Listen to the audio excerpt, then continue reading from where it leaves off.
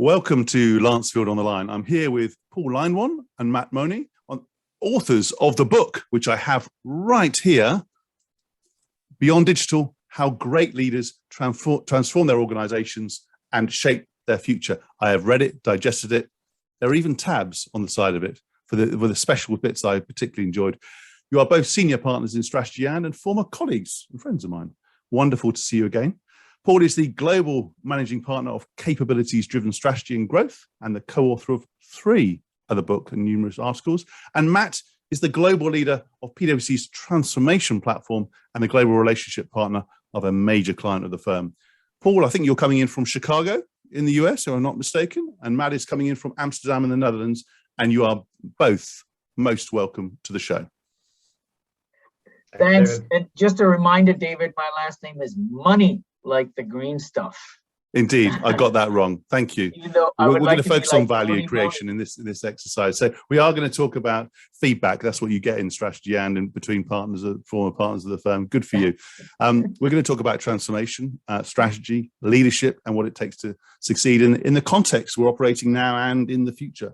I love the book. Not only the beautiful cover, but the depth of the book, the depth of research, the call to action, the challenge to conventional wisdom.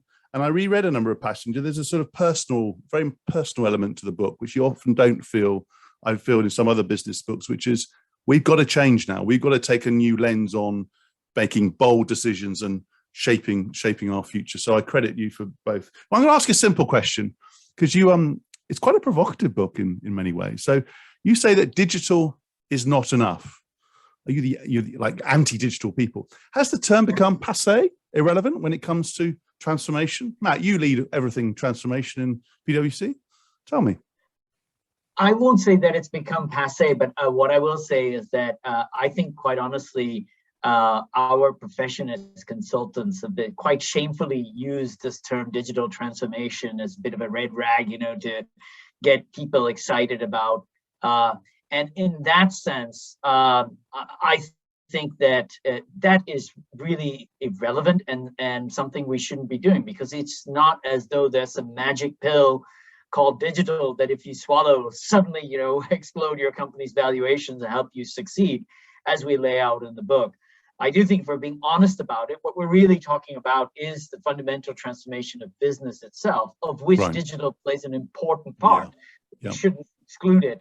But I certainly wouldn't want to focus on solely that ever again.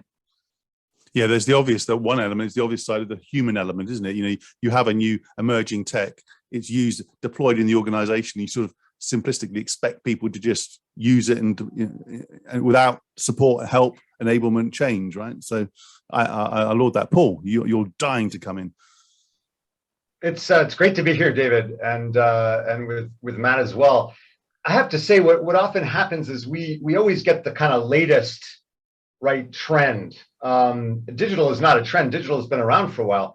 But if you think about digital, ESG, even now the metaverse, the kind of next version of digital, we see executives and we see organizations really focused on what are they going to do next? How are they going to respond? What is everybody else doing? And what the companies in this research really reminded us was these things are great, but we should be focused on how do we have to add value in society. And then those are tools, rather than thinking of them as pirate ships that keep coming in and we need the next chief something officer to go help us go figure out the metaverse. Like the metaverse could be extremely helpful within a value proposition to customers. Yes, because it often then can be simplified or reduced to sort of single initiatives, the AI initiative or the blockchain one, etc. So you talked about, and I talked about shaping the future and taking a bold view. Sounds eminently sensible, but then we look around us, both now and in the immediate term, you think things are uncertain, there's a degree of fragility around us, there's a lot of complexity. How do you actually do it in practice? How do you move from, I know I need to shape the future, to actually, let's step in and do it for real, if you are a leader in an organization? Maybe I'll jump in here, Matt, and then build a little bit. But I think the best place to start is, what challenge for your customers or for society is this organization here to serve? What value do we create? What would happen if we disappeared? How do we create that unique, relevant positioning in society? And that's where something like ESG can be so incredibly helpful. So rather than ESG being another thing to do, how does ESG enable new value? There's all kinds of problems that we need organizations to solve. And so we want people to step back and really reimagine their future. That was the first imperative in the book. Figure out, what are they going to become? How are they going to solve those problems? And what do they have to do to transform themselves?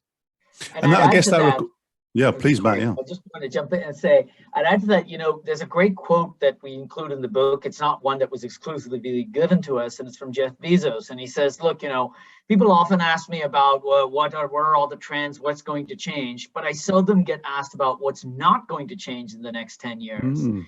And I think that's really important that all businesses, take that question on. Well, what is it that is going to remain relevant, and anchor their value propositions around that? And there are plenty of big problems that in society and that customers need to have solved. And when you start to anchor around that, that brings clarity to how you deal with the, quote unquote, fragility or the other issues that you may be dealing with. I guess that relies on having a deep relationship with your existing customers and consumers, and the trust of future ones to talk. And you talk about privileged insights, which I love that term and love the concept. Tell me a bit more about what that means, because that feels like an important enabler to help you not only perform now, but reimagine a brighter future. Well, there's, David, really no mechanism to stay relevant and shape your future without really having this connection with customers. And that doesn't matter whether it's B2B or B2C. I mean, you've got to understand, where are customers going? What are the challenges that they have? And the old days of just market research, like market research is a wonderful function, but really market research is creating, for the most part, undifferentiated insights, right? That other companies could get. If I do a survey with 1,000 people, the next person could do that survey. And the companies in this research really reminded us that privileged insights is about information that customers are giving you directly, when they trust you, when you're delivering outcomes. And they're not just giving you that information because they want you to learn, they're giving it to you as part of exchange in an experience, something that they value. And I think every organization can do better in this dimension. In fact, many of the companies in the book that we said, wow, they're doing great with privileged insights, they're improving those capabilities as a mechanism to learn more. You touched on outcomes there, and delivering or enabling an outcome for a customer is a bold promise. It's a much closer relationship. It's a higher risk proposition as well. How big a leap is that for organizations that you deal with? The organizations I read are pioneers in many senses, but for other organizations, they're hearing a lot more about outcomes. Your firm is talking about, my firm still, if I'm allowed to say so, my firm is still talking about, outcomes. It just feels like a big leap if you've been a traditional product or service organization. How do you move closer to an outcomes orientation? Well, one of the things that we talk about in the book is around moving towards an outcomes-oriented organization, meaning you got to shift also how you operate as an organization. I mean, clearly you can't just say, magically wake up one day and say, right, we're now going to be about outcomes and off we go, and expect your old functional matrix organization to somehow digest that, because it's just natural. People's tendencies for competition and all those things will come up. So a big part of the how is orienting around either a specific customer problem or outcome you want to achieve, or a differentiating capability, and then bringing people together in your organization and enabling them to work together in what we call outcome-oriented teams. So these are teams that are deliberately multifunctional, bringing together, let's say, people from engineering, finance, IT, sales, etc., right? And teams that are not temporary, but where you can actually have a career. So where if you go into an outcome-oriented team, that you don't have to be worried about pleasing your functional boss, because the next role you get has to be within your function, but you're really focused on solving that particular outcome. And then you may have a career path that takes you perhaps into another function, or maybe into another outcome-oriented team. And I think that's a big part of how you shift your organization. And of course, the things you have to do around that to enable it, like, changing career paths and incentive models and so forth, which, a lot of these companies that we profiled have done successfully. So it really can be done. And that's a big shift in the workforce as well. I mean, more generally, because there's a lot of debate at the moment around what does hybrid working really mean? How do people, and you talk about this, the social contract with people, with the firm. If you shift to an outcomes model, it relies on a lot more trust between people and sort of pushes away old sort of industrial age mindsets of management, which are around effort, input, roles, which you still need to a degree, but that's a big shift, right? So I guess what you're saying is this could be an enabler for more progressive, inclusive, higher performing cultures of organizations too, right? We are, but I would go further to say that frankly, my assertion is that reinventing the social contract with your people is not about necessarily having a progressive organization or doing a better job attracting millennials. I mean, that's nice if you want to do that, and you should do it. But I believe that even if you're the most inveterate capitalist and all you care about is your own profit margin, and you couldn't care less about anyone's feelings or their experience at work, that you need to still reinvent the social contract with your people, because in order to compete today, you have to compete on the basis of capabilities. You have to compete on the basis of being better able to deliver an outcome for your customer than your next closest competitor. And the only way you do that is actually by putting people at the heart of it, because you will need your people to respond quickly to what's happening on the front line with customers. You'll need them to collaborate very fluidly. You'll need them to own and drive the transformation. You cannot just do it from the sort of command and control model. So if you don't actually invest in that, you're certainly not going to be able to earn your fair share of profit, let alone, of course, have a great workplace where you engage people and where people want to be part of something. I love that framing. I love that picture. Sounds exciting. Great place to work. That was focusing on, if you like, internal collaboration, but I guess it also plays a role in terms of external collaboration. And you focused on ecosystems, and many organizations that I have worked for or still work with, when you say, are you an ecosystem player, like an orchestrator, for example, or a complementer, they'll say, no, not really.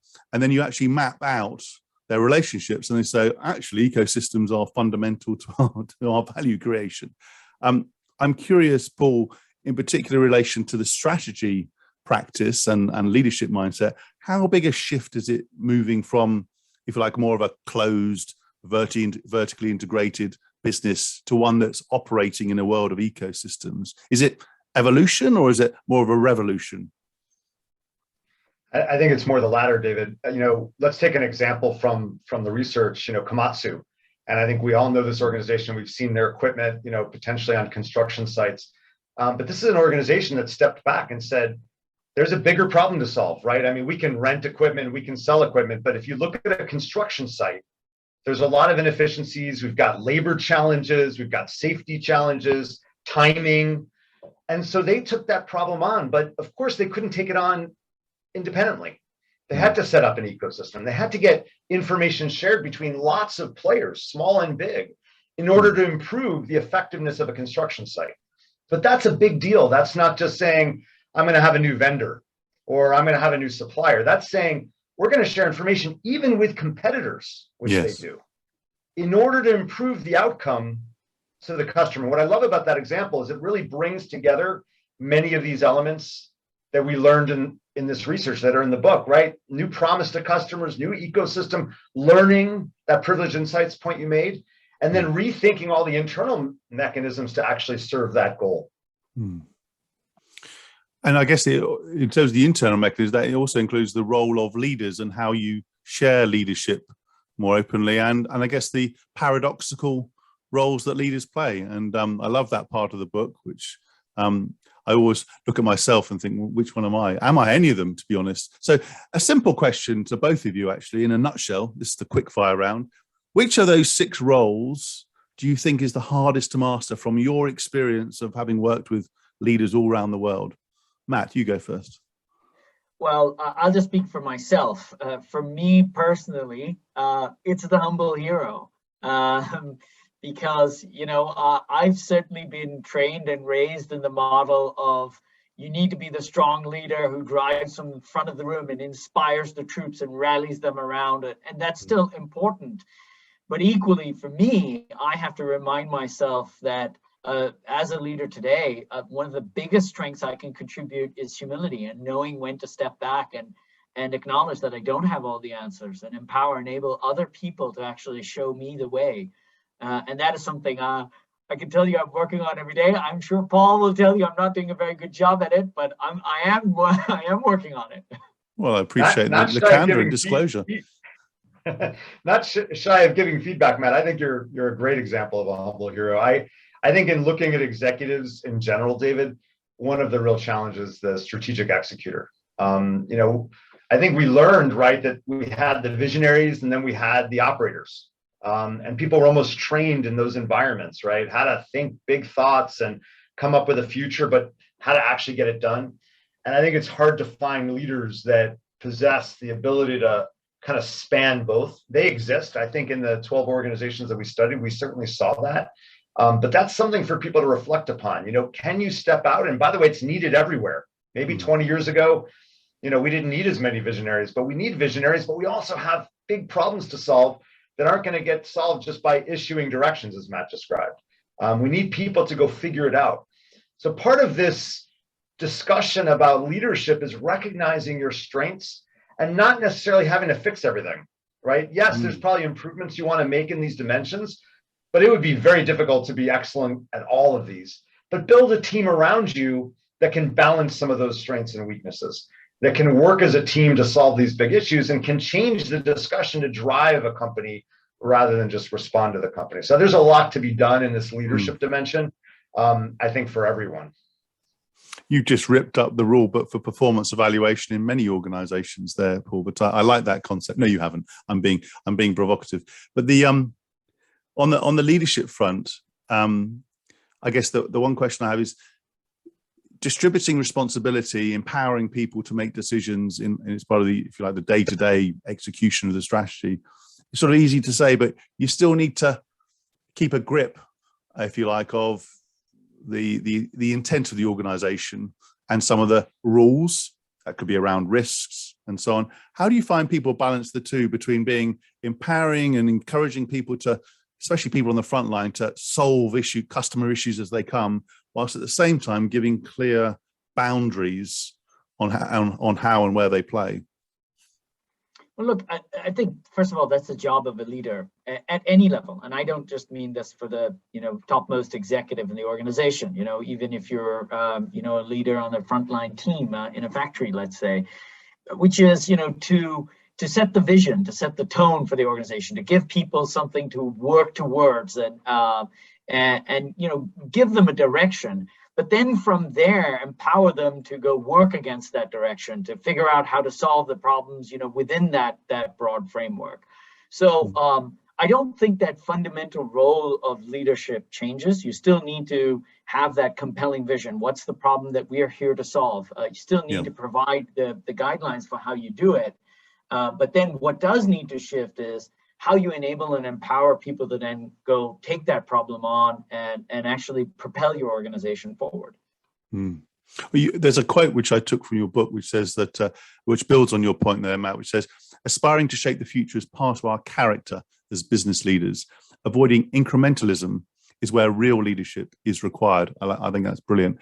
So I'm curious, just to build on your points there, of what does it take to make bold decisions? Because again, it's easy to say, but in the heat of the moment, especially now when many businesses are under significant commercial pressure, some are doing very well, but some are commercial pressure. There's difficult people issues to deal with. They're still in systemic crises, depending on where you are in the world. What does it take for the leaders that you research and you work with to not just know about making bold decisions, but actually make them in practice? Paul?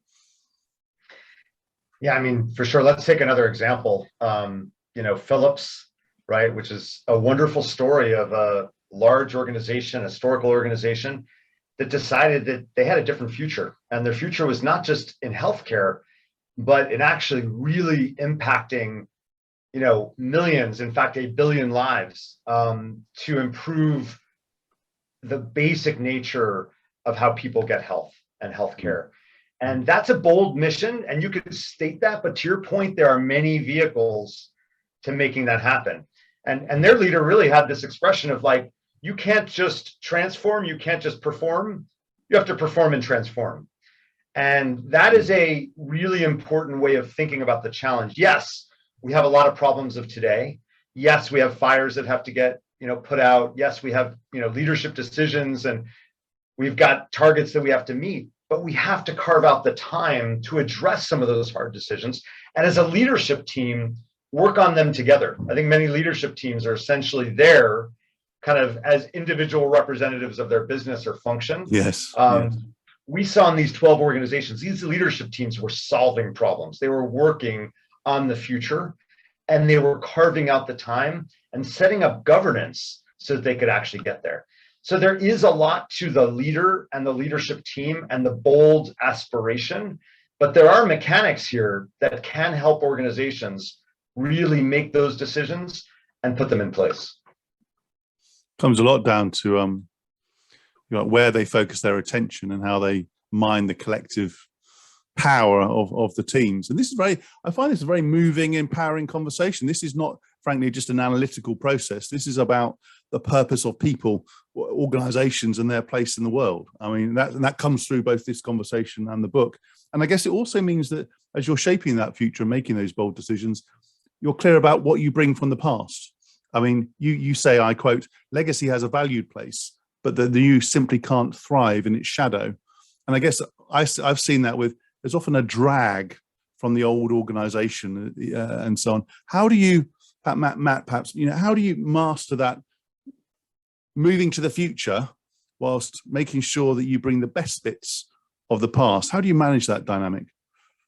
Well, one of the things that I found inspiring in frankly, all of the companies that we got to spend time with is that the way they shaped their future was principally shaped by feedback from the market, from customers. They got interested in what customers had to say about what their needs and interests were. In fact, one of the companies we spent time with is Adobe, who's literally shifted their entire business model to be based on what are they hearing from their customers about their experience of using their products and services and their desires and needs. And they've changed even their incentive model to how responsive are they being to those Yes. insights. Even their whole governance structures are put together in such a way so they actually do spend time looking at those insights and making decisions against them. So I think that's a very powerful way to get aligned on, okay, where do we need to be relevant? And customer feedback also tells you, well, what is it that you do that's great that we want you to keep doing? And that really helps you then sort of shake out, okay, what do I carry forward versus perhaps what I need to leave behind? What I love about this is that you're both doing this for real. You're not just writing about it. And what comes across both in words, spoken word and written word, is that you both care about the cause. It just comes through, and that's moving. It's an enriching topic. This is a stimulating conversation. As we draw to a close, what one message would you give to let's call it an emerging leader in an organization faced with a lot of opportunity in front of them, a lot of perhaps baggage from the past that they're aware of but don't want to be saddled with, but also a context which is brimming with complexity? What's your one message for them? I'll start. I'll say, don't forget about the things that aren't going to change. There are a lot of big issues that need to be solved. Get oriented around that and become a zealot for the outcome that you can enable around solving those problems. And when you focus on those outcomes, that'll help you put everything else together the way you need it. Brilliant. And the maybe one thing to add to that is, build an incredible team around you, and not just an incredible team that you think will follow what you do, but bring diverse opinions and perspective and strong ideas about where the future is headed. That will really enable the right discussion and the right experience for that leadership team going forward. Here. I couldn't agree more. Fantastic. Matt, Paul, thank you for your time, your candor, your wisdom, your energy, which I've loved.